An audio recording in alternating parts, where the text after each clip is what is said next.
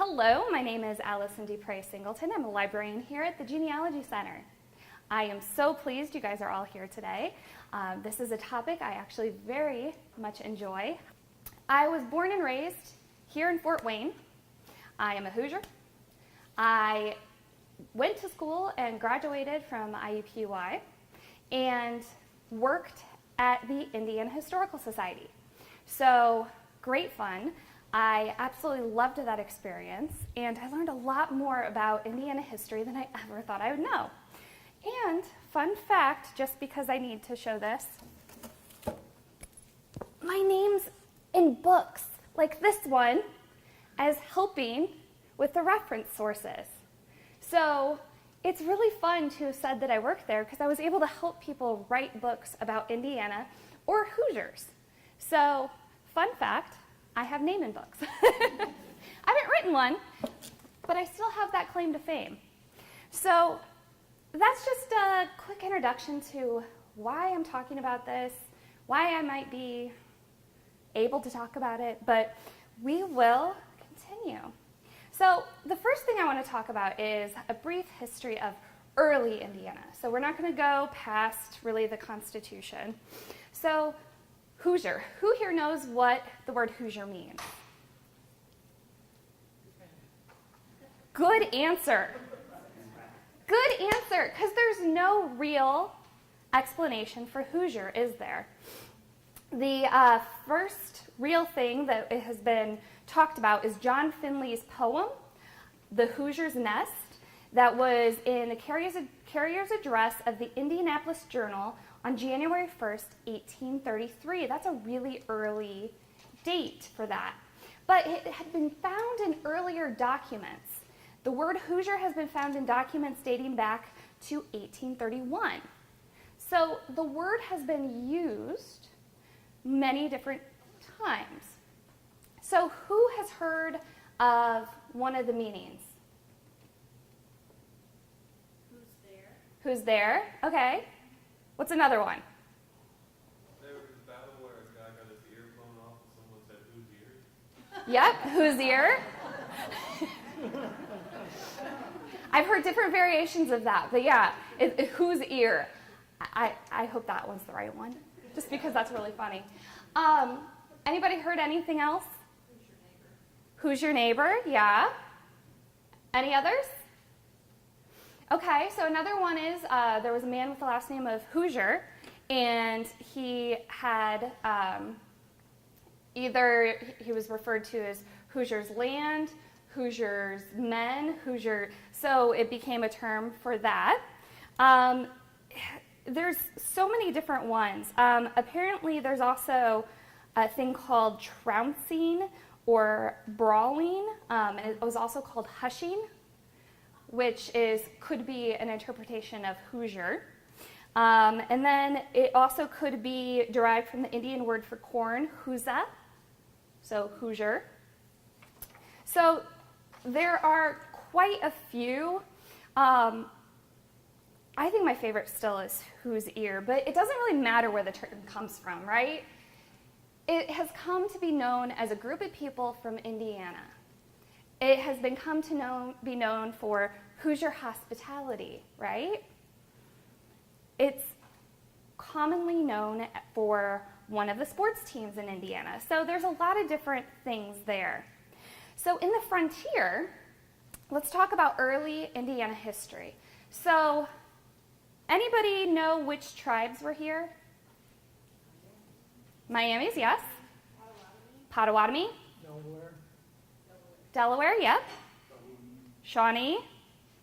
Okay, so we have the Chippewa, Delaware, Erie, Illinois, Iroquois,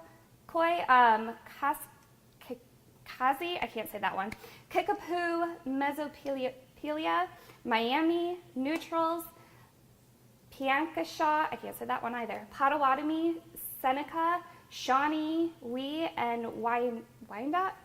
So do not quote me on any pronunciation of any of those terms because I am not an expert.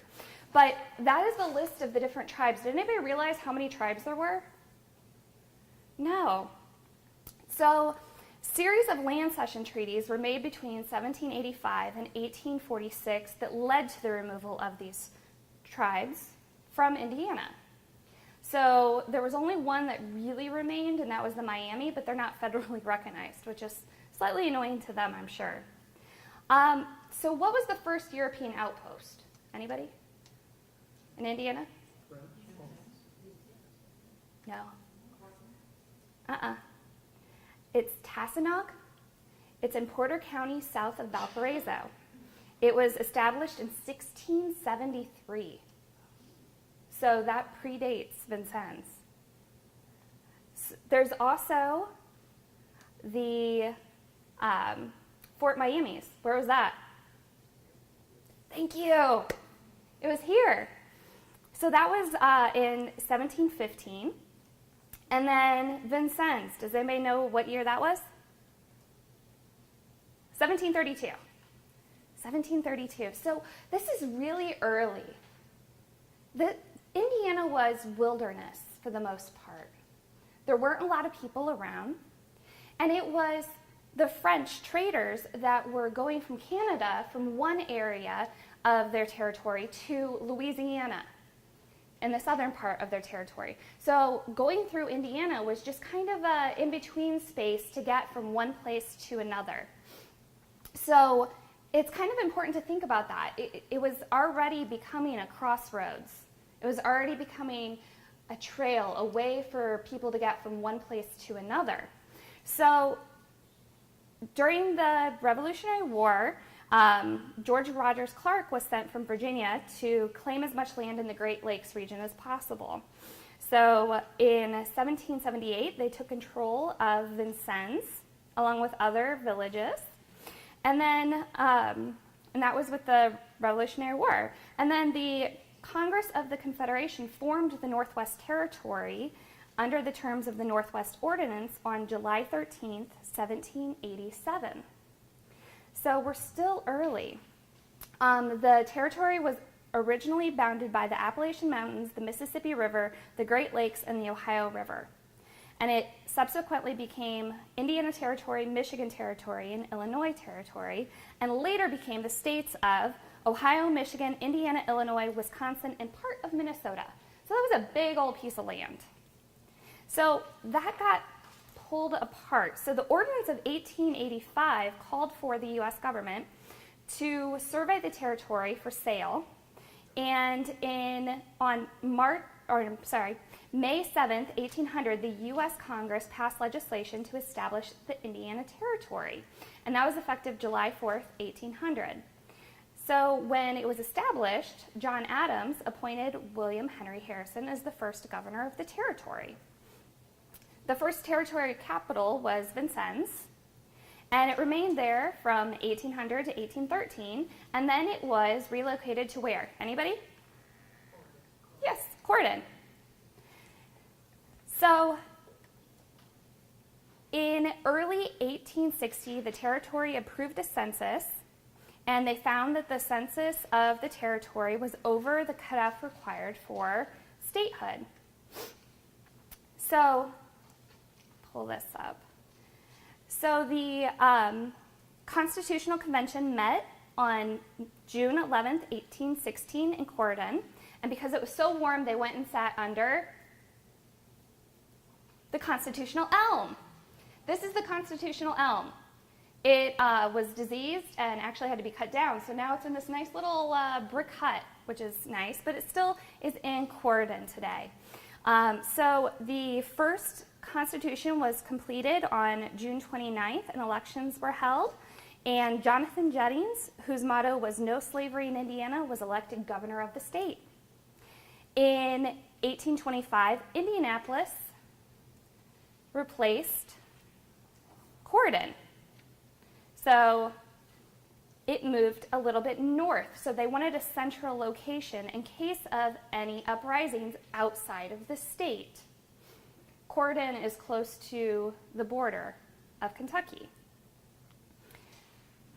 So the settlement of the state actually went from the south to the north and then from east to west.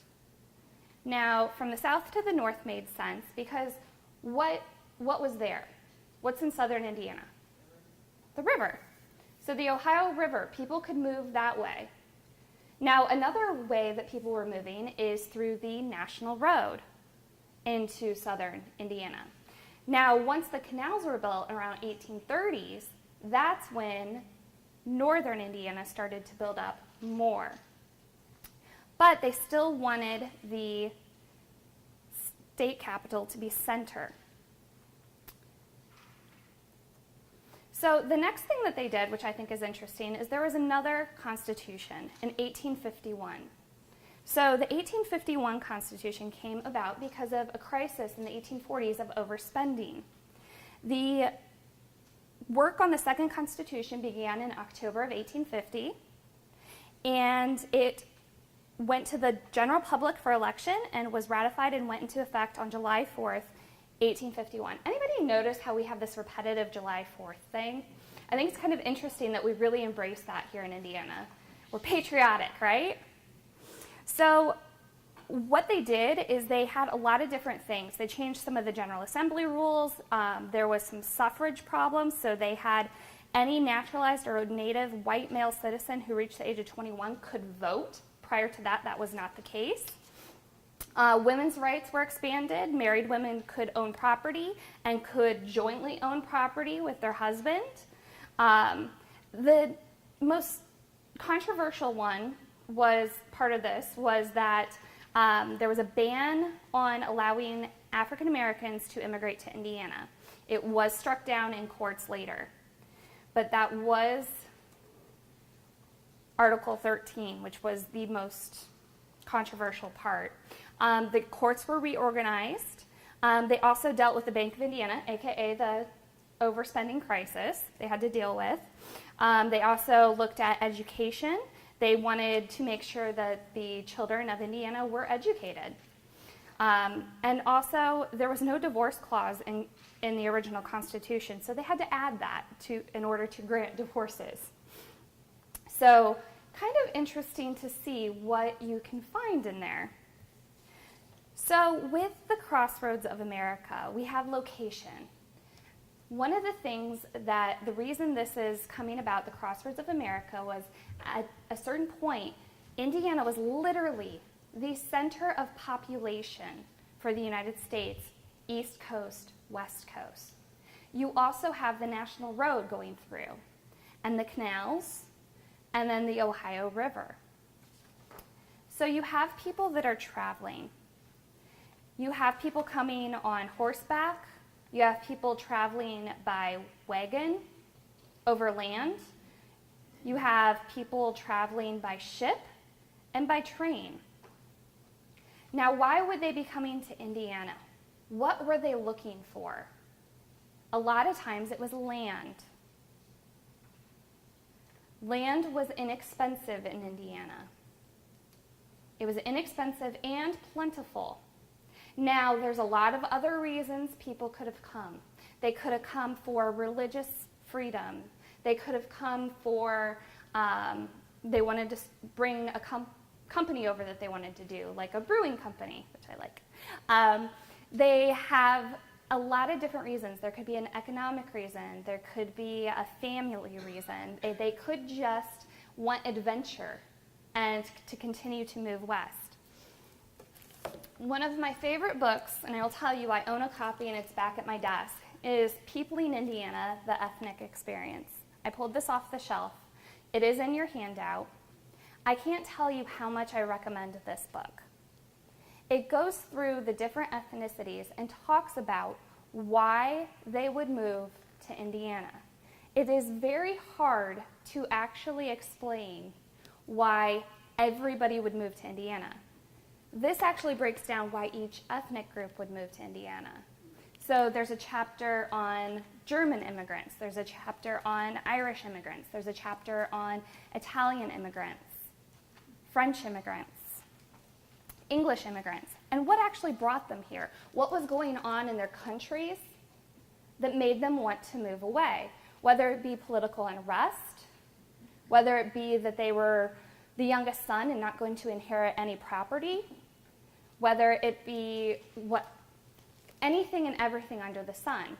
So there are 2 copies of this in our collection.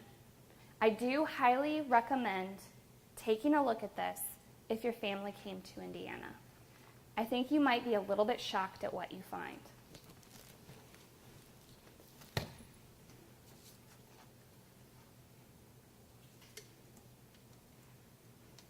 Okay, so vital records. So vital records are kind of the bread and butter of beginning your genealogy research. When you get started, it's actually pretty easy to start finding those records, isn't it? It's once you actually start becoming a researcher and working harder and harder, and the further back you get, and you're like, did these people not die? Like, are they still alive somewhere? Why isn't there a death certificate? Oh, they didn't have them. Okay, so Indiana didn't really have birth and death certificates until 1882.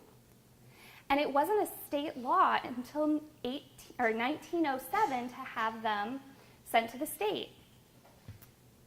And all the counties weren't 100% compliant until around the 1920s, because why?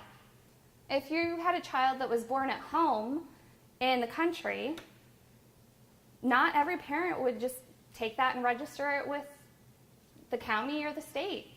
There wasn't a reason for them to. So it's sometimes frustrating to research, but you can find the resources. So another thing about marriages is that it was at county levels until 1958. Did anybody realize that? It was county levels until 1958. So where would you look for marriages? What's one of the best resources for marriages? Churches. What else? What do you guys use?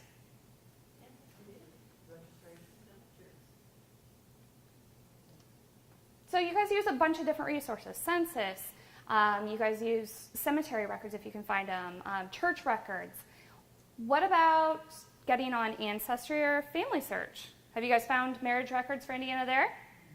Both of them have pretty decent collections, don't they? Now here's the interesting part. Sometimes you will find a marriage in Family Search that you don't find in Ancestry, and sometimes you'll find a marriage record in Ancestry that you won't find in Family Search, right? It's weird, but you have to search both. You have to search all of your resources. Also, take everything with a grain of salt. I enjoy this record because it makes me laugh every single time. So that middle name up there, I know it's in cursive and it's kind of dark, but what does that say? Irwin. Okay. So on his death certificate and every other document I've ever seen, it's Edward. So make sure to take these things with a little bit of a grain of salt and see what's going on there. And sometimes they're blurry like this, aren't they? A little bit more difficult to read. But this one has something I'd never seen before. The cause of death is flooded. Has anybody ever seen that before? She flooded to death in a miscarriage. She bled to death. I'd never seen that before. But make sure to Google and look up these terms that you're finding in these death certificates, because you're never going to know what you find. And with the marriages, not always, you won't always find those actual records unless you go to the marriage county. Because with this one, it's not coming up as an actual record in any resource other than the index. I've actually had to go to the county to get this record. So don't give up. Always look for those records, and you will find them. But it's always interesting to be able to find it and find that officiator's name, because what does the officiator's name information give you? What can you get sometimes if you're looking at who marries someone? And if it's religious, could that lead you to a church? Could that lead you to more records? Always look at who marries your family. Okay, so court records. How many of you just want to throw your hands up in the air and say, I'm done, when you get to court records? They're frustrating sometimes. I am always amused at this chart And I gave you the link to the chart. I didn't actually print it out for you, but I gave you the link. This chart is of the court system in Indiana and what the different courts go to. So I always find this very entertaining. But you need to understand the court system. You need to understand what's going on and what the different courts are and where you could find the possible records. So if you look at these different dates, and yes, I put them down, you don't have to write them, you have all sorts of things going on. Now, I was very entertained that we had the Court of Common Pleas, and then it went away, and then it came back. And I was like, why do they keep bringing it back? Like, what's the purpose of this? Nobody could explain it to me. But I did give you a history of the courts as well. It is a digital book, so you have a link to that if you really want to read into the background of the court system in Indiana, because sometimes that could give you a clue to where those records are that you are specifically looking for in that time period. So I also found it interesting that with the court records, you have the superior courts and the circuit court. What's the difference between those? One is constitutional, the other is legislative. But what kind of records do you find at them? Exactly. You can find the same records. You can go and file a court case in either court. So you have to be careful and make sure you check both, because you never know where your ancestors' record went. Okay? It is very important. And you can see when Allen County got a superior court. It wasn't until 1877. So if you're researching before 1877, it's going to be the circuit court. Yes? Yes. I just had to throw a picture of the courthouse in there because I just think that's beautiful. Got to have some Indiana pride, right? So the Court of Common Pleas, just to explain, is a civil court having jurisdiction over civil pleas between citizens of the same county. So I had to look into that a little bit. Another thing that's important is to look at Black's Law Dictionary, which is online, so you can actually see what some of the legal terms are, because you don't want to be confused about what's going on. Now, you can find a lot of different resources. And one of them that I think is pretty interesting is there are some criminal and civil cases, there's my cursor, on the Indiana Archives. So if you look here, you have state Supreme Court cases, Posey County and Marion County. So that's all they have right now, but they're working on it. So I can click on this, and it's going to tell us about the state Supreme Court cases and some of the history and what they're doing. So they even give you tips for searching that specific database. So if you have a relative that went through that, you want to make sure to look there. Now let's go back. Here we go. Now, why would I put the recorder's office for court records? Has anybody ever experienced going to the recorder's office for some court records? Land, Not just land. titles, So here's a funny thing. Anytime there's a lien on anyone for monetary, it has to go to the recorder's office. So for let's say you have a relative that was actually paying child support at some point. That information had to be recorded at the recorder's office. So there's another resource that you may have not thought of.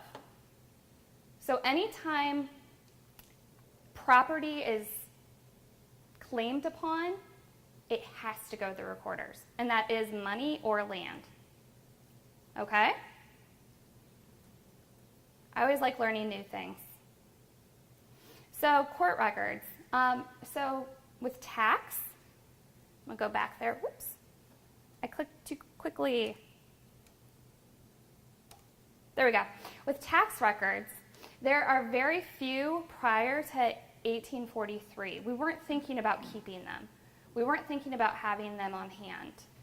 So they're going to be at the county level in the county courthouse. You could also find some on Family Search. You can also find books, big old books.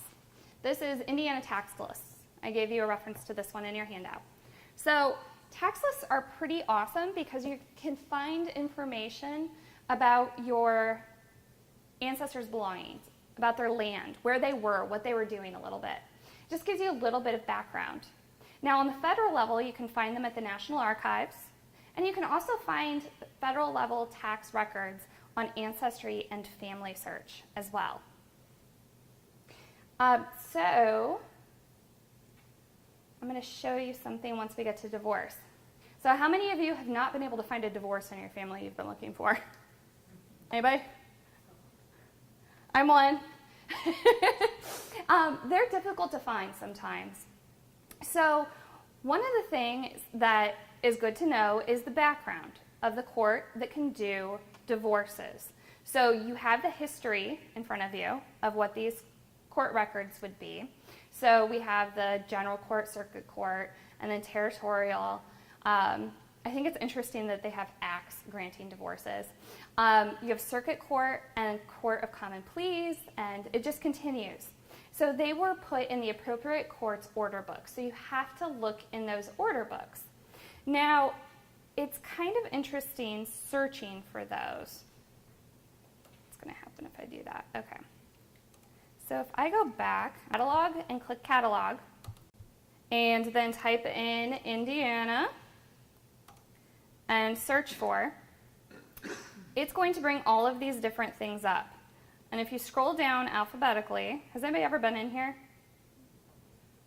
We don't have divorces in here because they don't have state level. But if you look at the places within, let's go to Allen, and then scroll down, they do have divorce records.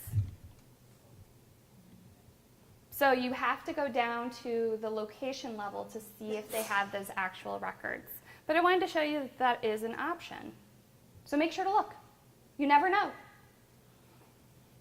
Okay, let's go back here.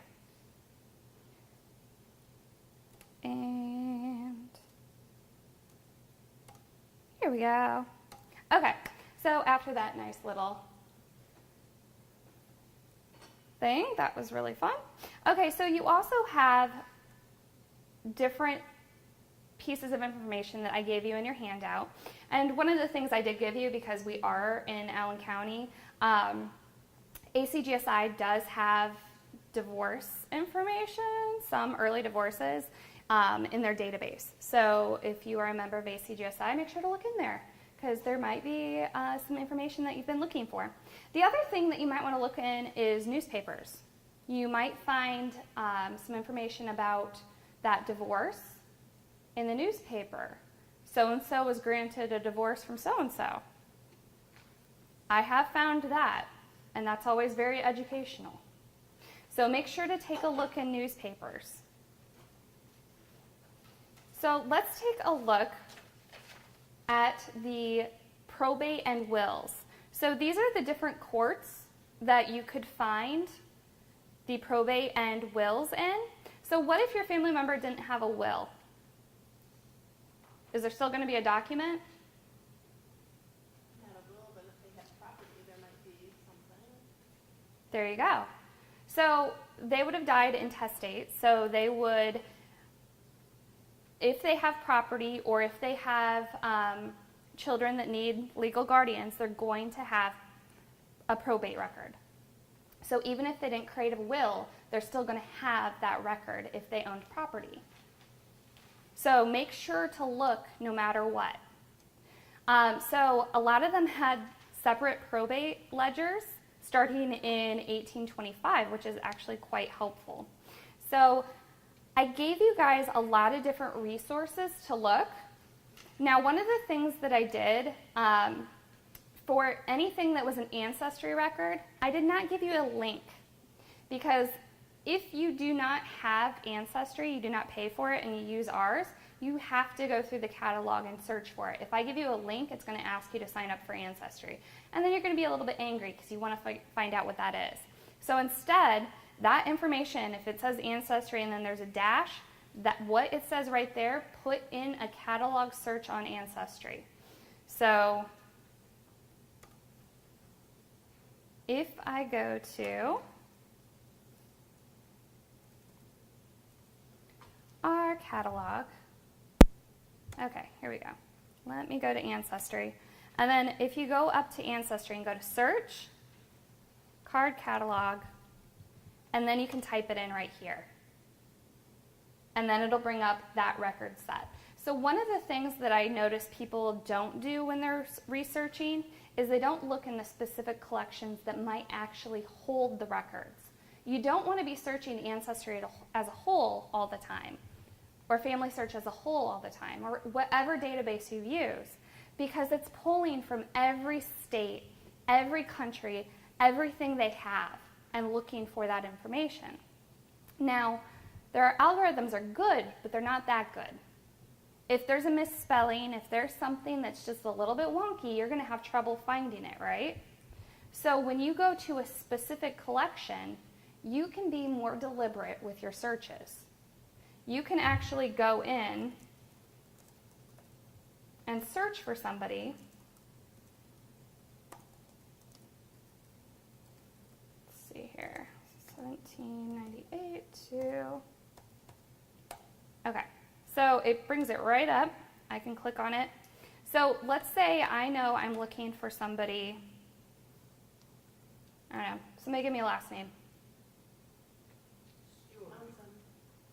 I heard Stewart.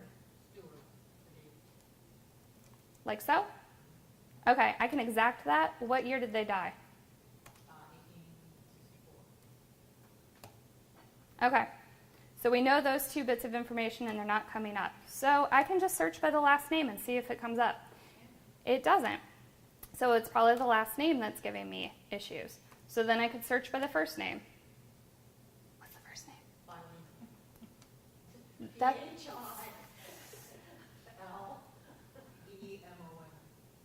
that's not going to help me.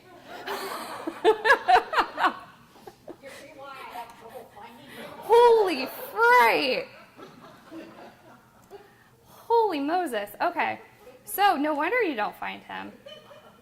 Wowzers. So I would do some really interesting searches here, and this might take a while. And I don't have a ton of time for that. But when you do a search like this, it's going to give you less hits.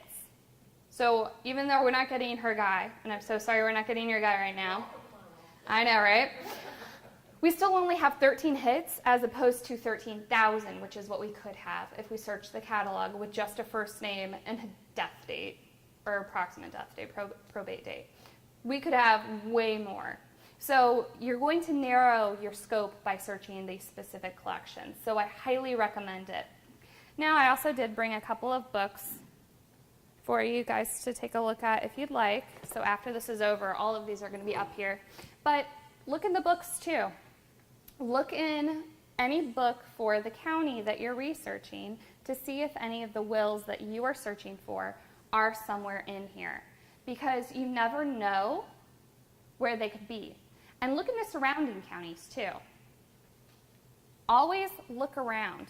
Now, another thing that I think a lot of people forget about with will records is a lot of times they had to put in the newspaper that these wills were being administered.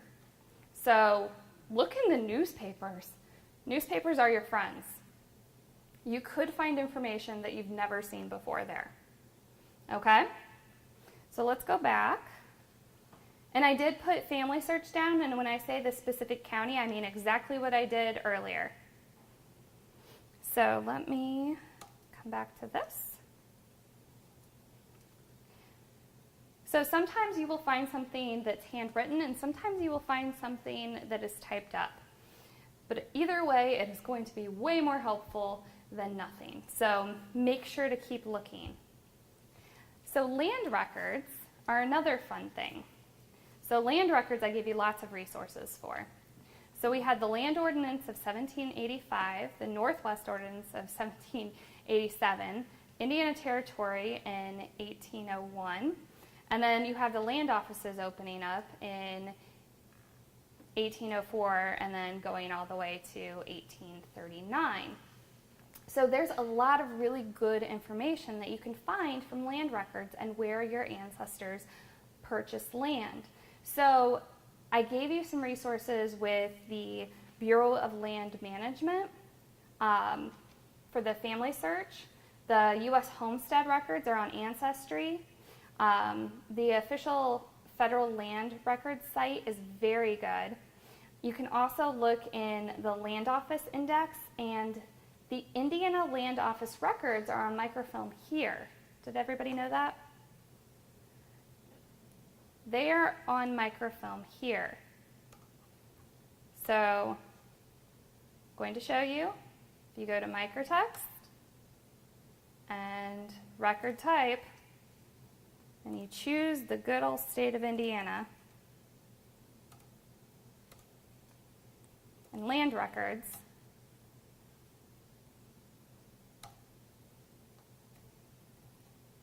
they're right here listed. So you just have to figure out what you're looking for. And you can also find a lot of deed records if you look in here. So please don't forget that we have so many reels of microfilm.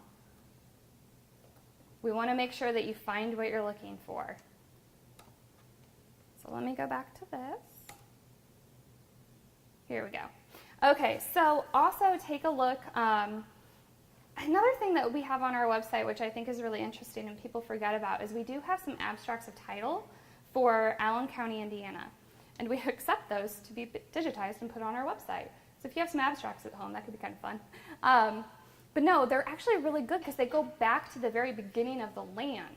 So you can find out the history. Even if one of those abstracts isn't for the particular piece of land that you're looking for, but it is nearby, you might at least get some of the history from that beginning part. That may give you an idea of, oh, it was owned by the canal, or oh, it was owned by this massive family who was a huge landowner in the area, or, you know, you can look at different options.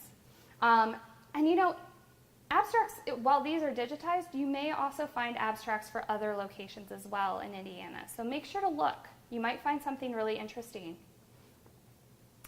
Okay.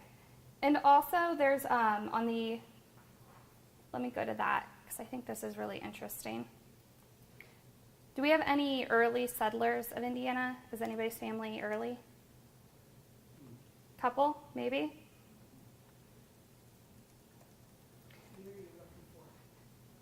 I will show you. 2580.htm. Okay. So this is the first people of Indiana. So it actually goes through some of the land records of the territorial. So, and it even goes through some of the maps too. So if you're looking for really early stuff, this is where you want to go. Hopefully this is something different and new for you. We do have some of the indexes. Let's see here. Again, another book, Index to Records of General Land Offices located in Indiana, acts of 1847, 1850, and 1852. So if you're looking for land, make sure to take a look at this book as well. Let's go back. Current slide. Okay. And this is ultimately what we want to find for each one of our ancestors, right? But what about naturalization records? So naturalization records really began around 1790 with women. They weren't necessarily naturalized right away. So if a man was naturalized, his wife and children would be naturalized with him. So I always thought that was really interesting because it was like, well, what if a woman, her father was naturalized, and then she got married to someone who wasn't naturalized? Did she lose her citizenship at that point? Well, yeah, I guess so. Because the women followed the men. So it's a really interesting concept to think about. In 1862, when men became part of the military, they actually sped up the naturalization process for them. So they were able to become citizens for representing the country. Now, what was going on around that time period? Civil War. So they really, really wanted some soldiers. It made sense. Now, the records got a little bit better and a little bit clearer around 1906. And there's two parts to naturalization. There's the Declaration of Intent to Naturalize, the first papers, and then there's the Petition for Naturalization. So when they turn in the first part, they have to wait to do the second part. So there's always a break between the two. And so you always have to be careful when you're looking for these records, because what do people do a lot? They move. So if you have somebody who did their Declaration of Intent to Naturalize first papers in one state, they could have done the Petition for Naturalization in another. So be very careful when you're looking for these records. Now, I gave you a lot of different options. So you can see that there are some on Ancestry, Family Search, and then the Indiana Archive actually has some naturalization records on their website, and that's what they've been working on quite a bit. You can also do some searches online, and then this is a lovely index to naturalizations in Indiana. I actually love this book and go to it quite often when somebody's looking for naturalizations in Indiana. So it's pretty easy to figure out. There's a nice little explanation at the front to what all the little codes mean. So this should help you out, but it's an index. It'll point you to where to go to the next step. You may actually have to go to the federal government to get that information.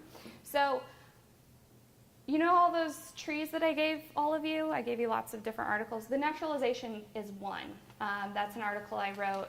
And I figured it would be easier just to give you guys the article so you could understand a little bit of the background of what I'm talking about so we can fly along. So that's why I gave you guys those handouts. Work smarter, not harder. I wanted to make sure if I already wrote something on one of these topics, if you guys didn't take notes or I talked too fast or something else, I wanted to make sure you had the information. So I went through all of those different things. So some other records and resources. So with military records are pretty amazing. Now, I could probably do an entire class on Indiana military records.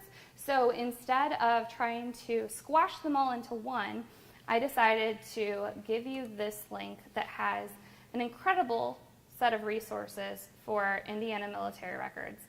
So if you go down and look, you can see all the different resources that they've listed. Beyond that, you're going to find tons of books on our shelves, especially for anything Revolutionary War, Civil War, and even going beyond that. But another thing that I think is pretty phenomenal is we have our military heritage. And if you're not aware of that on our website, please make yourself familiar with it. I think it's a great resource. There's a lot of good information there, and we're continuously adding to it. So make sure to take a glance at it and see if it's something that could potentially assist you with your research. And again, sometimes it just helps to know what other people are doing. So taking a look at maybe some letters from the time period, or if you find somebody who's in the same unit or same area as your family, wherever they were stationed, you might actually learn a little bit more from that, from their experience, if you don't have your family's letters. Another thing is Fold 3, which is owned by Ancestry, and it is one of the databases we offer for free. So I did not, again, put a link to it because I didn't feel like it was fair since it's a paid site, unless you're here on site. So this is also another place to take a look at. And check and see if you have some family records in there. So let's go back to this. Okay, so then another thing to look at are newspapers. So does anybody know where the world's largest collection of microfilm newspapers are? No. No. The Indiana State Library. Indiana newspapers.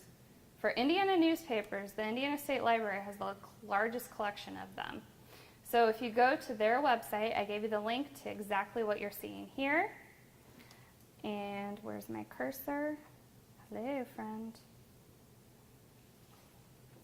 There it is. if you scroll down, then you can find exactly what you're looking for. So they have a newspaper collection, and they are working on digitizing them. And as a resident of Indiana, you can interlibrary loan microfilm for free. So if you need Indiana newspapers, you can get them interlibrary loaned here. If you need instructions on how, let me know. I will walk you through it. I have done it. It's pretty easy.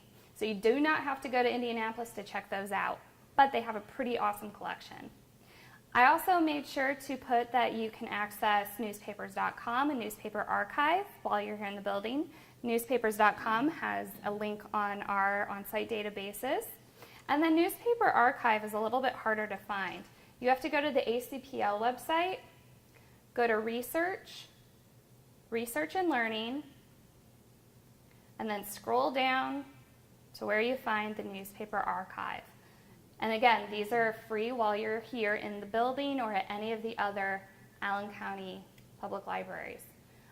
So all the databases you can access here, you can access anywhere else in the system. So make sure to remember that. So those are a couple of the ones that you can get there. Has anybody heard of Chronicling America? A few people? So Chronicling America is done by the Library of Congress. So these are also digitized newspapers that are online, and you can specifically select a state and put in a search term and then see what results you get. So these are all of the Indiana newspapers, and I put in Civil War. So there's quite a few results. I did that on purpose. But you can see you can get a little bit more information, and this is free from home. Okay, so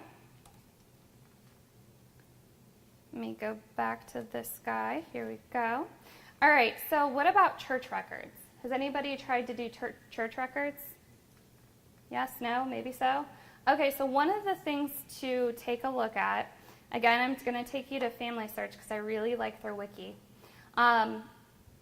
is trying to figure out where the archive is for those churches, because you need to figure out where the records are. So if you are looking for, let's say, the Methodist Church. Okay, come on. Then you can click here, and it tells you where the archive is for most Methodist records in Indiana. You can start there. It's not up. I don't know why it's not up. Hold on.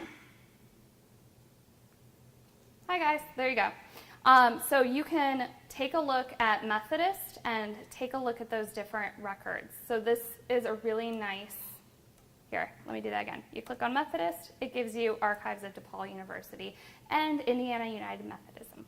So this is something that you can contact them. Maybe they say, oh no, the church still has them, but that's still knowing more information. So always check and see where you can go from there. Another thing is cemeteries, and I'm going to have to go back to this, click this, and go back and click out of that because you guys can't see that. Okay, so SHARD. This is the Indiana State Historic, Architectural, and Archaeological Research Database. Mouthful, yes. But you can enter SHARD as a guest. Say, yes, I'm really good with all of these. I'm not going to do anything nefarious. We're golden. And then you want to look at cemetery registry. I want to look in Allen County. And I just want to look at the ones in, let's do Washington for now. And search. It's going to tell me every known cemetery in that area. So there are 8. It tells you what the address is. It tells you the historic name of it. So I can click on it, view. So this is if you're searching for a cemetery and you haven't been able to find it. So it tells you a little bit information. It gives you the geographic information, the site information, the characteristics. So the first burial, most recent, And then it's going to give you any photos, PDFs. And then that'll come up someday. Wow, someday. That's really slow. Okay, we're going to get out of there. But just know that this is a resource that you can use if you're having trouble finding a cemetery, or you're trying to figure out, okay, so my ancestor died in this township. What cemeteries are there? Where would they have been buried if you don't have that information already? This could give you clues to where to go next. Okay, so the other thing I wanted to make sure you guys knew about, so you guys all know about the Freedom of Information Act, right? Okay, so there's an Indiana version. It's the Indiana Access to Public Records Act. Now, first of all, if you are not able to get records from any of the courthouses for any reason whatsoever, if they are not helping you, first of all, go up the chain. Eventually just go to the clerk, and then if they don't help you, go to your elected official and get help. If you desperately need whatever information, you can file this. This gives you more information about it. This link, oh, I have to go back to that. This link will give you more information, which I gave you with the Indiana Public Access Counselor. But this is basically a form letter that you could use. It's just saying, hey, I need this information, and you have 7 days to either get it to me or tell me why I can't have it. But as long as you have the approximate information, the court is required to give you that. Do not let them be mean to you. But always use a little bit of honey before you use vinegar. I find that it works best. Okay, so I wanted to give you some more resources. We do have a snapshot guide. You guys have probably all seen the turning rack out front. When you walk in, there's a black turning rack with states and different subjects. Okay, if you haven't, that's also on our website. So please make sure to take a look at that. There are resources there. Also check the state library, the state archives, and the Historical Society. You will find information there that you perhaps didn't think about. Now, with the state library and the Historical Society, they collect manuscript collections.